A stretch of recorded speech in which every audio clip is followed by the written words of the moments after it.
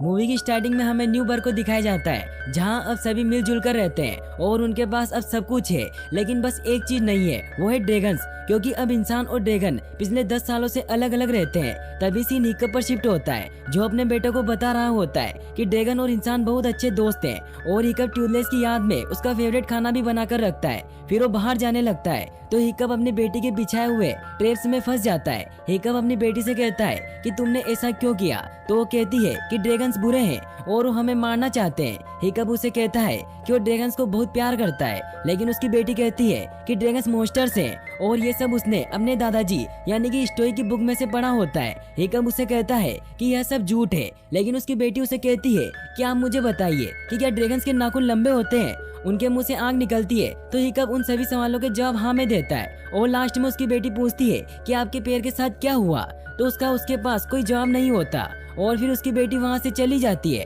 और वो अपने भाई को भी ड्रैगन्स को मारने के लिए मना लेती है। वहीं दूसरी ओर हिकअप एस्टेड से कहता है कि हम बच्चों को कैसे समझाएंगे कि ड्रैगन्स अच्छे हैं। तो एस्टेड उसे एक आइडिया देती है कि वो एक नाटक करे और दिखाए कि कैसे ड्रैगन्स और इंसान दोस्त बने थे।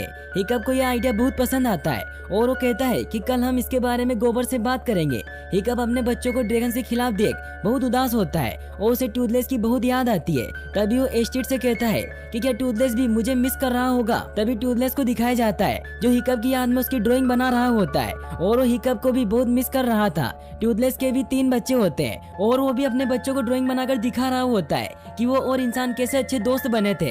तभी सीन स्टोई के स्टेचू पर शिफ्ट होता है, जहाँ बच्चे स्टोई के स्टेचू पर पत्थर मार रहे होते हैं। तभी गोबर वहाँ आता है जो स्टोई का बेस्ट फ्रेंड होता है और वो उन बच्चों को रोकता है और उन्हें बताता है कि ये एक बहुत ही अच्छे और महान इंसान का स्टेचू है और वो इस पर पत्थर फेंक कर उसकी इंसल्ट कर रहे हैं।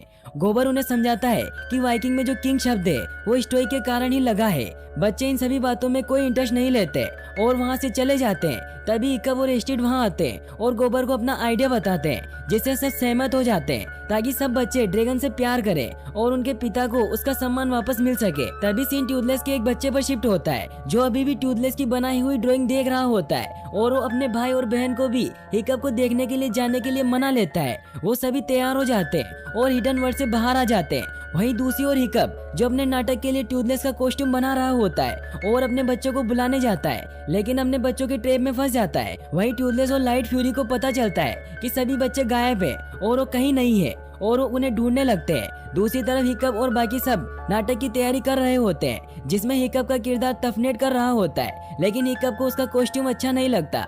तभी टूथलेस के बच्चों को दिखाया जाता है जो हिडन वर्ल्ड से बाहर आ चुके होते हैं और उन्हें एक आइलैंड दिखाई देता है और उसकी तरफ बढ़ने लगते हैं। वहीं बर्ग में ऑडिशन चल रहा होता है कि हिकअप के पिता यानी कि स्टोई का किरदार कौन निभाएगा। टूथलेस के बच्चे गांव में पहुंच जाते हैं और स्टेज तक पहुंच जाते हैं, लेकिन टूथलेस का कॉस्ट्यूम देखकर डर जाते हैं। यहाँ हिकअप का ध्यान उसकी तरफ जाता है, लेकिन वो बच जाते हैं और भाग जाते हैं। हिकअप कॉस्ट्यूम पहनकर नाटक के लिए तैयार होने लगता है। दूसरी तरफ टूथलेस अपने बच्चों को ढूंढते हुए बर्ग तक पहुंच जाता है और उन पर गुस्सा होने लगता है। तभी नाटक स्टार्ट हो जाता है और टूथलेस का ध्यान भी उसकी तरफ जाता है, जहां हिकअप और उसके पिता का रोल होता है जो टफनेट और गोबर कर रहे होते हैं। स्टोई कहते हैं कि ड्रैगन बुरे हैं। तभी वहाँ टूथलेस की एंट्री होती है, लेकिन तभी वहाँ आग लग जाती है और फिशलेग और रफनेट की वजह से आग और ज्यादा बढ़ जाती है और टूथलेस और उसकी फैमिली भी ये सब देख रही होती है। यहाँ हिकअप अपनी हरकतों से लोगों को डरा रहा होता है। स्टेज जहाँ पर नाटक किया जा रहा होता है वो पहाड़ी के किनारे होती है और हिकअप नीचे गिरने लगता है। तभी टूथलेस स्पीड में वहाँ आता है और उसकी जान बचा लेता है,